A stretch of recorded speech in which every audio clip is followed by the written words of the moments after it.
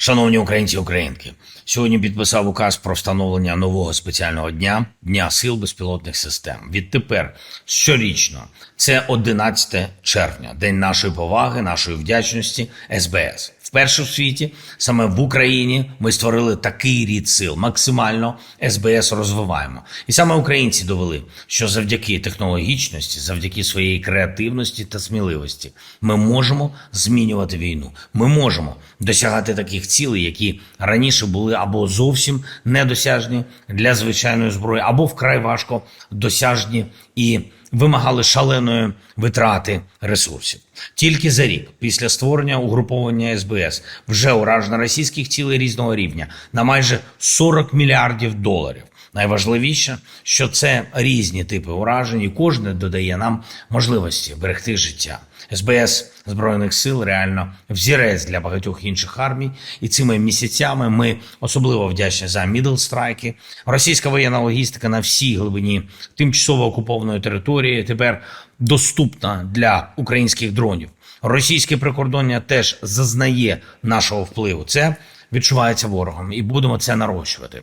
Ми будемо СБС ще посилювати. Я дякую вам, воїни, та усім підрозділам, усім складовим наших Сил оборони та безпеки України, які спільно і злагоджено завдають саме таких уражень, які потрібні.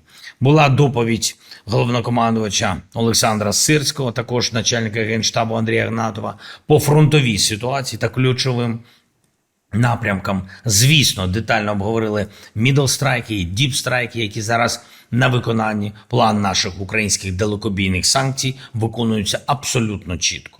Уражений воєнний завод в Чебоксарах. 900 кілометрів від України. Це відпрацювали українські ракети «Фламінго».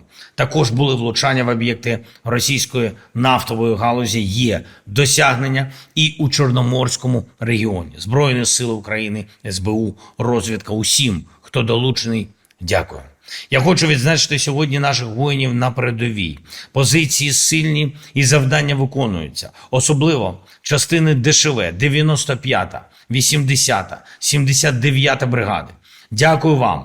4-та, 12-та, 14-та бригади Національної гвардії України. Дякую. 155-та механізована, 25-та повітряна десантна, 425-й штурмовий полк та кожен з підрозділів СБС. Дякую вам. Детально говорили сьогодні також з нашою дипломатичною командою. Перше, дуже важливо, виконання домовленостей з партнерами. Зараз був продуктивний саміт НБ-8 та Україна, Є3 та Україна. Партнери готові допомагати, зокрема ППО. Саме ППО, енергетика, активізація дипломатії – це 3 пріоритети України.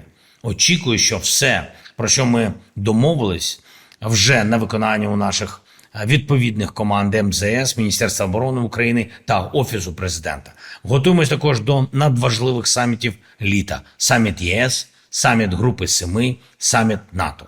Кожен з цих майданчиків має бути результативним для України. Ми готуємо рішення. Дякую усім, хто нам допомагає. Слава Україні!